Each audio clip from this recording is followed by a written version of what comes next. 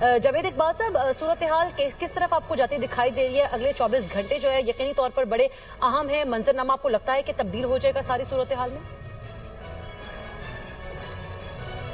یہ بالکل president Trump کی جو ٹویٹ تھی جو کہ ایکسپلیٹو سے اور جیسے آپ نے فرمایا کہ بےہودہ الفاظ سے بھرپور تھی، اور اس میں ایک ڈیسپریشن نظر آئی. وہ انہوں نے پتہ نہیں کن کن القاب سے ایرانیوں کو نوازا، اور ایک ڈیسپریشن تھی کہ اپنا حرمس کو کھول دیا جائے ورنہ میں جو ہے وہ آپ کو جہنم میں بھیج دوں گا، فاصلے جہنم کر دوں گا. تو یہ ایک ہارے ہوئے انسان کی ایک نفسیاتی طور پہ الجھے ہوئے انسان کی، ایک بے بس انسان کی ٹویٹ تھی. اور اب دیکھیں انہوں نے ٹیوزڈے کا کل کا اندیا دیا ہے یہ، اور آج رات کو خطاب بھی کرنے جا رہے ہیں پاکستانی وقت کے مطابق 10 بجے، تو اس میں ایک اپنا عمل دیں گے. لیکن اس موقع پہ جو ریٹرز کا جو رائٹرز کی خبر سامنے آئی ہے کہ پاکستان نے ایک دونوں فریق سے، ایران سے اور امریکہ سے بات کر کے ایک 2 اسٹیپ ایک سولوشن دیا ہے. میرے خیال میں یہ بہت خوش آئند یہ قدم ہے اس مقصد پہ، جبکہ ہم دیکھتے ہیں کہ آپس میں دونوں کی ایک مطالبات کی جو 15 مطالبات اور 5 مطالبات کی جو ایک شرطیں تھیں وہ بھی ریجیکٹ ہو گئی تھی. پھر چین کی مصالحتی کوششیں ہوں نظر آئیں. اسلام آباد میں مسلم ممالک کے وزرائے خارجہ کی ایک میٹنگ ہوئی، لیکن اس موقع پہ صرف پاکستان کی طرف سے یہ، اور جو یہ بتایا جا رہا ہے کہ کل پوری رات مصالحتی کوششیں اسٹیو وٹکاف، جے ڈی وانس ہمارے فیلڈ مارشل کے درمیان جاری رہیں. پاکستان تو مسلسل کوششیں کر رہا ہے، رائٹرز نے بھی اس چیز کا دعویٰ کر دیا ہے. قمر چیمہ صاحب ہمارے ساتھ موجود ہے. جاوید اقبال صاحب، آپ نہیں سمجھتے کہ ایران نے تو پورا کا پورا منظرنامہ اس جنگ کا تبدیل کر دیا ہے؟ اسٹریٹ آف ہرمز تو اوپن تھا جس کو اب کھولوانے کے لیے تگودو کرتے نظر آ رہے ہیں امریکی صدر ڈونلڈ ٹرمپ، اور اس طرح کے بیانات بھی دے رہے ہیں. تو آپ سمجھتے ہیں کہ اگلے آنے والے دنوں میں اگر جس طرح سے ڈیڈ لائن دی گئی ہے، حملے شدت کے ساتھ ایران پہ کیے جاتے ہیں، تو حوثی جو ہے وہ باب المندب کے اوپر بھی اس کو بھی کلوزنگ کی طرف جا سکتے ہیں؟ جی بالکل، اس وقت ایران جو ہے وہ پوزیشن آف اسٹرینتھ میں ہے. آپ نے دیکھ لیا کہ امریکہ کے جنگی مقاصد کہاں سے شروع ہوئے، اور اس وقت اپنا ہرمز کے کھلنے کا ان کا ایک مقصد ہے کہ جو کہ جنگ سے شروع میں اس کا پہلے کوئی ذکر ہی نہیں تھا. ہاں، ان کی تھریٹ پرسپشن میں ضرور رہا ہوگا کہ ایران اس کو بند کرے گا، مگر ان کو یہ زوم تھا کہ وہ طاقت کے زور پہ اس کو فوراً کھلوا لیں گے. میرے خیال میں ابھی جیسے سیز فائر کی بات چل پڑی ہے، ایک امپورٹنٹ سٹیج پہ آ گئی ہے. ابھی تھوڑا سا وقت لگے گا، لیکن سیز فائر بہت ضروری ہے اس میں، تاکہ ایک نارملائزیشن ہو. جو ایک ہیومینیٹیرین لاس ہو رہا ہے، عورتیں، بچے اور سویلین پاپولیشن کو نشانہ بنایا جا رہا ہے، جو پینے کا پانی، تیل، کیمیکل، پاور پلانٹس کو نشانہ بنایا جا رہا ہے، تو یہ بہت ضروری ہے. لیکن اس میں یہ دیکھیے کہ تھوڑا سا وقت لگے گا، کیونکہ سیز فائر کی کنٹینیوشن ایران چاہ رہا ہے. ایران بھی سیز فائر چاہ رہا ہے، ایران بھی جنگ بندی چاہ رہا ہے، مگر وہ ایسی جنگ بندی چاہ رہا ہے کہ جس کے اندر امریکہ اور اسرائیل دوبارہ اس پہ حملہ نہ کر دیں 15 دن بعد، 30 دن بعد، 1 سال بعد. تو وہ گارنٹی اس وقت جو ہے وہ دنیا تلاش میں ہے، اور چین کے انوالو ہونے سے یہ امید پیدا ہو گئی ہے کہ چین ہی میرے خیال میں ایک ایسا واحد طاقت ہے کہ جو اس وقت یہ ضمانت دے سکتا ہے اور امریکہ کو وہ وارن کر سکتا ہے کہ وہ دوبارہ اس پہ حملہ نہ کریں. تو دیکھیں، میرے خیال میں ایک ون ون سچویشن جو ہے وہ نکالنی بڑی ضروری ہے. وہ کہتے ہیں نا کہ جنگ میں جب آپ زور بازو پہ نہ جیت سکیں تو پھر آپ اس کو ایک نیگوسیشنز کے میدان پہ جیتنے کی کوشش کرتے ہیں دونوں کو بھی، اور اپنے اپنے نوشنز اور وکٹری کارو کرتے ہیں، یعنی اس کو تراشا جاتا ہے. وہ آپ کو کوئی پلیٹ میں پیش کر کے فتح کا مجسمہ پیش نہیں کرتا، تو اس میں آپ اپنے لیے فتح نکالتے ہیں، دشمن کو بھی اپنے لیے فتح نکالنے کا موقع دیتے ہیں. تو صدر ٹرمپ کی جو اس وقت پالیسی ہے وہ تو ونر ٹیکس اٹ آل پہ اس وقت عمل کر رہے ہیں. وہ تو کہہ رہے ہیں کہ ایران انکنڈیشنل سرنڈر کرے اور پاک مان جائے ورنہ ہم آپ کو جہنم میں بھیج دیں گے. تو اس طرح تو میرے خیال میں اگر وہ ایران کو ملیمیٹ بھی کرتے ہیں تو ٹیمپریری پاز آ جائے گا، مگر ایرانی قوم کبھی ہار نہیں مانے گی، اور یہ جنگ جو ہے وہ دوبارہ سے ایک انسٹیبلٹی آ جائے گی پورے ریجن میں. مڈل ایسٹ جیسا امپورٹنٹ اس وقت جو خطہ ہے وہ بھی آپ نے دیکھا کہ اس میں کتنی تباہی ہو چکی ہے، اور ابھی مزید جو ایران نے جو تھریٹ کیا ہے کہ اگر اس کو بالکل اس کے پاور پلانٹس اور اس طرح کی انرجی والی انفراسٹرکچر پہ حملہ کیا گیا تو وہ بھی حملہ رکھنے کا حق رکھتا ہے. تو میرے خیال میں اس وقت ون ون سچویشن جو ہے وہ نکالنے کے لیے اور اسٹیٹمنٹ شپ کی بڑی ضرورت ہے. آپ نے دیکھا بالکل اس کی بھی ضرورت ہے. سر چیمہ صاحب موجود ہے جاوید اقبال صاحب، کیا لگ رہا ہے آج کی پریس کانفرنس سے کیا چیزیں ایکسپیکٹڈ کر سکتے ہیں ہم؟ اور دوسرا یہ کہ ڈیڈ لائن ختم ہونے والی ہے، معاہدہ ہو سکتا ہے دونوں پارٹی سے درمیان میں؟ جی بالکل، مجھے یہ لگتا ہے کہ شاید وہ اس ڈیڈ لائن میں مزید جو ہے وہ اضافہ کر دیں گے، کیونکہ وہ بھی چاہتے ہیں کہ کسی طرح ایک نیگوشیٹڈ سیٹلمنٹ ہو اور ایک سیز فائر ارینجمنٹ ہو، اور ان کو ایک وکٹری فیس لے کے وہ اپنی عوام کے سامنے جائیں، کیونکہ آگے مڈ ٹرم الیکشنز آ رہے ہیں.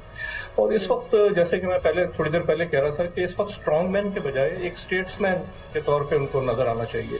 जो स्टेट्समैनशिप होती है ना वो डिप्लोमेसी परसू करती है, और डिप्लोमेसी जैसे हम सब जानते हैं कि ये आर्ट ऑफ द पॉसिबल है। ये नामुमकिनात को मुमकिन करके दिखाने की इसमें सलाहियत है। अगर हम थोड़ा सा तदब्बुर, विजडम और एक एक पॉजिटिव सोच के साथ अगर हम एक नेगोशिएशन करें, क्योंकि नेगोशिएशन नाम ही कुछ लो और कुछ दो का है। तो इस वक्त तो प्रेसिडेंट ट्रंप के जो एक घबराए हुए और एक फ्रस्ट्रेशन और एक एंगर, उस ऐसा शख्स जो है उससे कुछ देने की तवक्को जो है वो नामुमकिन है, और उनको इस चीज़ का मेरे ख्याल में एहसास हो जाना चाहिए। लेकिन इस वक्त उन्होंने जो अपने आसपास जो एडवाइजर्स इकट्ठे किए हुए हैं वो भी उनको इसी तरफ ही जाने पर मजबूर कर रहे हैं। मेरे ख्याल में अगर किसी तरीके से वो उनको कोई इस तरह का सेन एडवाइस मिले कि जिसमें वो सुने और कुछ दें, ताकि ईरान को कोई विक्ट्री दिए बगैर इस वक्त वो इस जंग से नहीं निकल सकते, या अगर वो निकलेंगे, अगर खतरनाक ऑप्शन की तरफ जाएंगे, न्यूक्लियर ऑप्शन की तरफ खुदा न खास्ता जाएंगे, तो ये अमेरिका के लिए एक पायरिक विक्ट्री होगी। काफी सदी कबल मसीह में एक बादशाह हुआ करता था पायरस में, तो वो उसने भी, वो कहा जाता है कि उसने फतह तो हासिल कर ली, लेकिन उसका इतना जानी और माली नुकसान हुआ उसकी अफवाज का, उसके मुल्क का, कि उसके बाद वो मुल्क सलामत नहीं रह सका, वो फिर मुल्क टूट गया, उसमें रेशा दवानियां होगी। तो कहीं मेरे ख्याल में अमेरिका जो एक बड़ा विजडम का प्रचार करता है, उनको भी इस चीज़ का बखूबी अंदाजा होगा कि अगर वो एक एक्सट्रीम ऑप्शन पर जाकर एक टोटल विक्ट्री लेने की कोशिश करते हैं तो उनका लॉन्ग टर्म बहुत बड़ा नुकसान होगा। इस वक्त स्टेट्समैनशिप की बहुत जरूरत है मेरे ख्याल में। जावेद साहब, आप समझते हैं कि रिस्पेक्टेबल एग्जिट नहीं मिल रहा, इस वजह से भी वो एंगर इशू सामने आ रहे हैं, फ्रस्ट्रेशन सामने आ रही है, इस तरह के बयानात दिए जा रहे हैं, और फिर उनके अपने सेनेटर्स उनको इस तरह के बयानात पर काफी तनकीद कर रहे हैं? जी बिल्कुल, आपने देखा कि इस वक्त एक एक मजहबी जुनूनियत और एक वो लॉबी भी इनके इर्द गिर्द है, जो उनके मिनिस्टर ऑफ वॉर हैं, उनके बयानात मुसलसल, और अभी ईस्टर जैसे एक मुकद्दस मौके पे आपने देखा कि उस वक्त भी इसी किस्म की उनको जो पर्शियंस और ईरानियंस और एक पुराने तारीखी वाकयात को जो करंट हालात से जोड़कर उस वक्त प्रेसिडेंट ट्रंप को ये पेश किया जा रहा था कि जैसे वो खुदा के मुंतखब शुदा शख्स हैं कि जो इस वक्त अमेरिका को और इसराइल को जो है वो ईरान से बचा सकते हैं। जबकि हमने देख लिया कि ईरान के पास वो न्यूक्लियर जो वेपनाइजेशन की कैपेबिलिटी है ही नहीं, अगर कुछ थी भी तो उन्होंने पिछले हमलों में एक साल पहले और अभी भी हमले करके वो तो तबाह कर दिए। लेकिन मेरा ख्याल में इस वक्त मगरबी तज्जिया निगार ये भी कह रहे हैं कि इस वक्त ईरान को एहसास हो गया कि उसकी न्यूक्लियर पावर से तो ज्यादा उसकी अपना हुर्मुज़ को कंट्रोल करने की पावर है, और इसीलिए आप देखें कि ईरान ने भी अपनी स्ट्रेटेजी चेंज कर ली है अभी। बिल्कुल, वो एक पोस्ट वॉर की तरफ देख रहा है और एक न्यू नॉर्मल क्रिएट करने की कोशिश वो कर रहा है कि अब वो, क्योंकि उसको पता चल गया कि उसकी गारंटी जो है वो उसके अलावा, उसकी अपनी ताकत के अलावा और कोई दूसरा मुल्क उसको जमानत नहीं दे सकता। तो जब तक वो अपना हुर्मुज़ को कंट्रोल करता रहेगा, ये उसकी सलामती की जमानत रहेगी।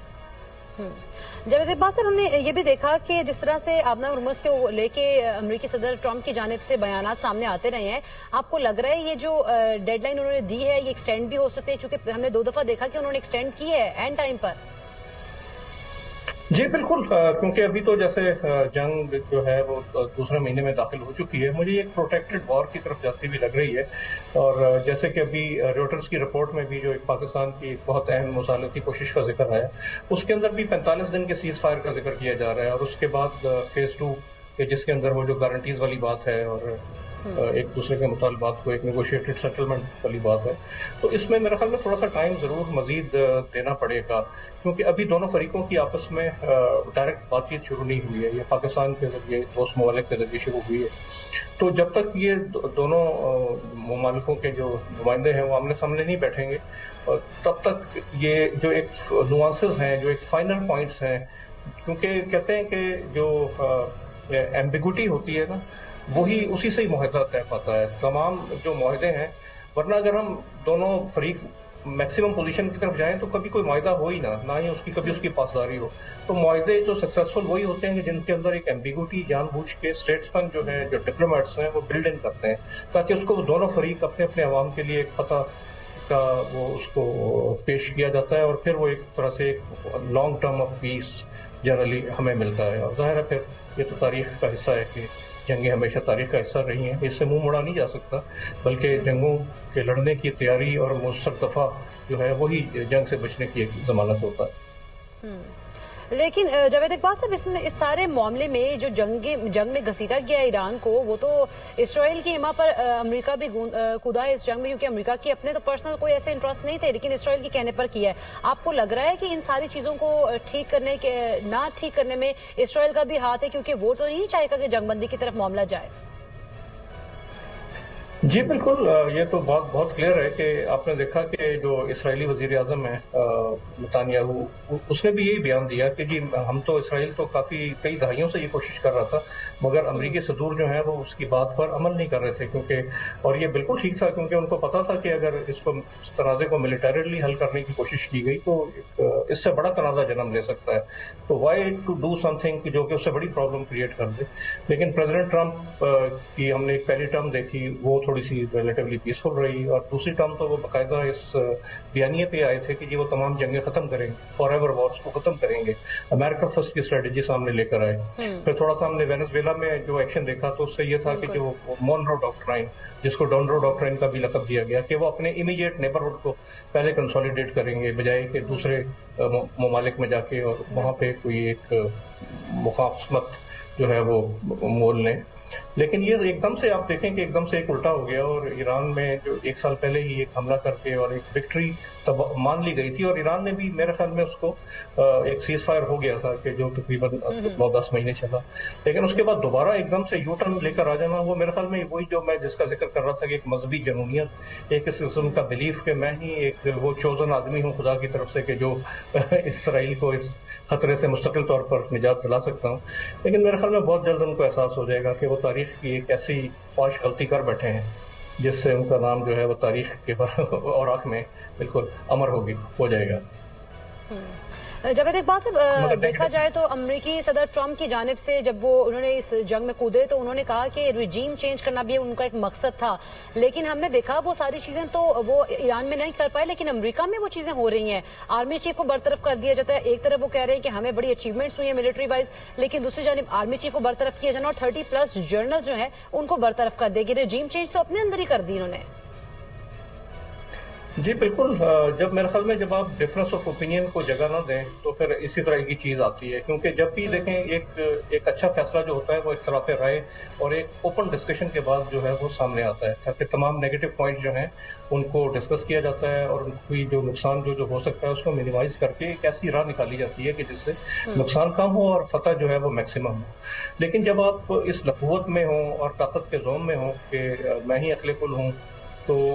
یہ بالکل اس موضوع پہ تو انسانی موضوع پہ تو کتابیں لکھی جا چکی ہیں۔ مجھے اس وقت ایک کتاب یاد آئی، مارچ آف فالی، یہ تقریباً 80 کی دہائی میں لکھی تھی، باربرا ٹچمین ایک امریکن رائٹر ہے، اور امریکن نے خود لکھی، مزے کی بات،